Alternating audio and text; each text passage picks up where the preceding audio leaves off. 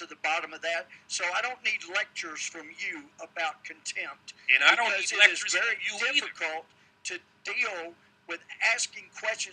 As a former judge in the Rose Garden, the day after the attack, it was an act of terror. It was not a spontaneous demonstration. Is that what you're saying? Please proceed.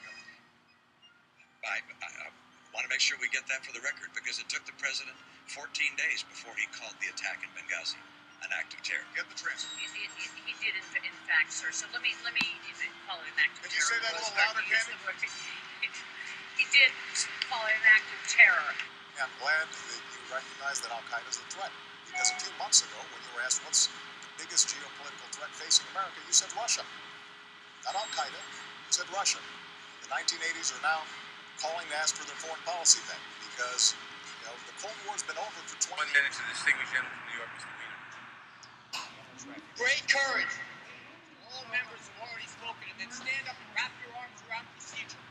We see it in the United States Senate every single day where members say, we want amendments, we want debate, we want amendment, but we're still a no. And then we stand up and say, oh, well, we had a different process, we vote yes. You vote yes if you believe yes. You vote in favor of something if you believe it's the right thing. If you believe it's the wrong thing, you vote no. We are following a procedure. I will not yield to the gentleman, and the gentleman will observe regular order. The gentleman will observe regular order. Gentleman thinks that if he gets up and yells on him, he's going to intimidate people into believing he's right. He is wrong. The gentleman is wrong. The gentleman is providing cover for his colleagues rather than doing the right thing. It's Republicans wrapping their arms around Republicans rather than doing the right thing on behalf of the heroes. It is a shame. A shame.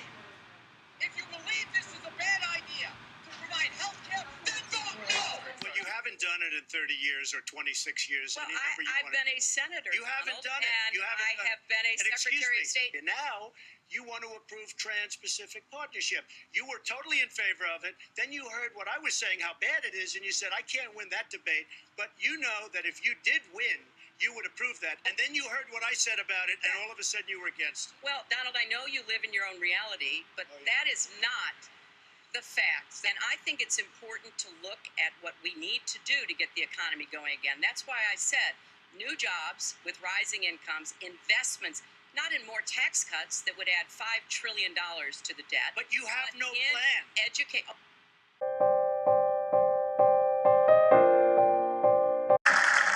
unthinkable has finally happened.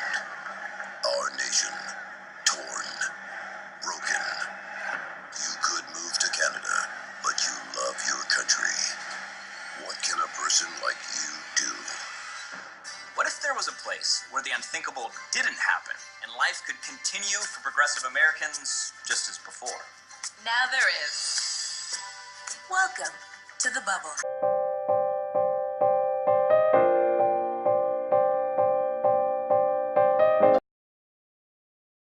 I'm Alex Rivero. My name's Henry Turner. My name is Colette Moncrief. And I'm Charlotte West. I'm Tom Fabian. My name is Maya Matthews. I'm Larry Alberts. I am Mayo Slack Watkins. My name is Celia Friedman. My name is Anthony Batellis. I don't really like politics. Politics are how we work out our differences short of war. Okay, when politics break down, that's when we pick up guns.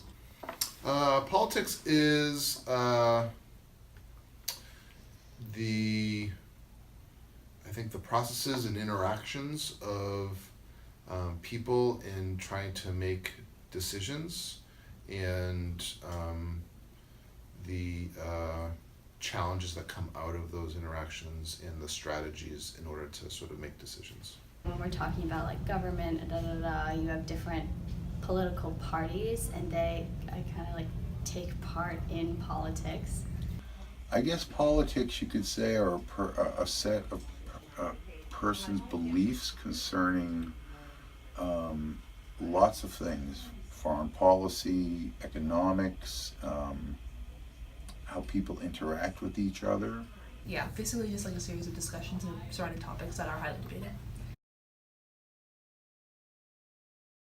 First thing I think when I think about Democrat is I think about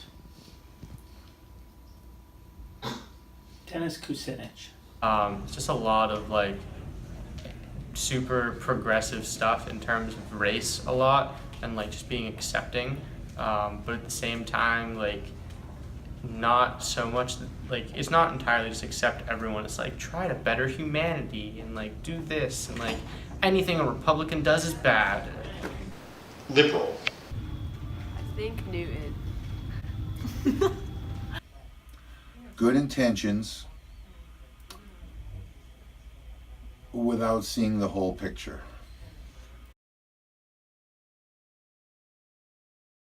Conservative.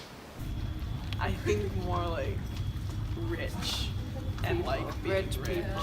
That's a good one. Seeing the whole picture, but not caring about its effect as much as the Democrats might do. Ronald Reagan.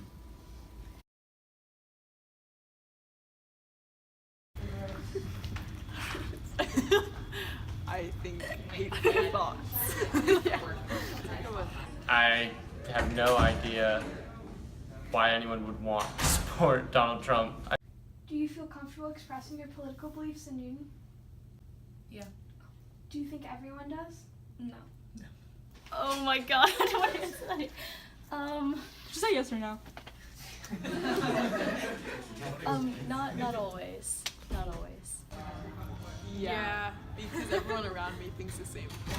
So, or most I'd say almost everyone. Everywhere I go, it's like mostly Democrats, so I don't feel like I'm gonna get like beat up on the street. Well, I think in Newton, most of the people here that work in the building are Democrats and you could say progressives, liberals, and I think most of the students here are too.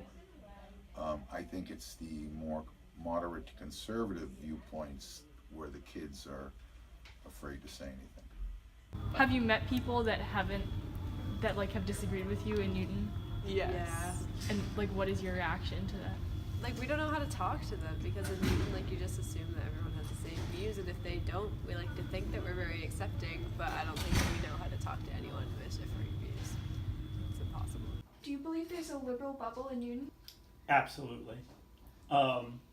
I think sometimes we're almost a caricature of what the sort of hard right thinks of us. We're sort of, Sean Hannity's nightmare, if you will. I definitely think there's a liberal bubble. Probably in some ways it's like a little harmful in that you're not prepared for the real world, but it's also good because it gives you a chance to figure out who you are and without being restricted by other people's beliefs and a little bit, but you can, if you want to be gay, you can be gay here. In a lot of places you can't do that, so you get the chance to explore who you are without really intense hate. Well, I think, Newton, lots of education, fairly affluent, a great city. It's been voted the safest city in America repeatedly over the years. And I think when kids leave Newton and go to other places, they're shocked at how different it is. Different political beliefs, a lot more crime, a lot less education. I'm an officer of the GSA, and I see a lot of these kids getting very, very angry about certain things that are bad in Newton but are so much worse elsewhere. And I'm just scared for those kids, especially if they're so angry here and they're so scared here. I am terrified about what's going to happen when they go to college somewhere that isn't Newton. No, I think any person living in Newton is very lucky and living a nice life. There's nothing wrong with that. I don't think we should burst the bubble, because I think as opposed to bursting the bubble, just creating more exposure to the outside world. But I think in some ways the bubble is helpful. I don't think it needs to be burst. I just think it needs to be maybe transparent. So we're in this place where you can be safe, but also you can see that it's not like that other places and understand that. I don't think that the bubble should be burst, but I agree with Celia that there should be more transparency about what the real world is actually like. Because some kids just really think that school is the worst. It's really not. I think one thing that we could do is offer more mixed level classes. One of the ways that we as a school sort of portion off one another is through the placement process and the leveling of our classes. Communication. Yes. Start talking. I think everyone should be open to what everyone has to say, even if it's not like what they agree with. That's a fact. The Newton North community, I think they could make it easier for the more moderate to conservative students to be able to express their beliefs. As mayor, I was elected to be the mayor of all of Newton, and 7,000 residents voted for Donald Trump, and I am their mayor. And so I do not believe we live in a liberal bubble. I think there's good dialogue and diversity of opinion here in Newton. I think living up to our core principles of respect, diversity, and acceptance on a daily basis is how we bridge divides and most of all keep practicing good listening techniques. We really have to listen thoughtfully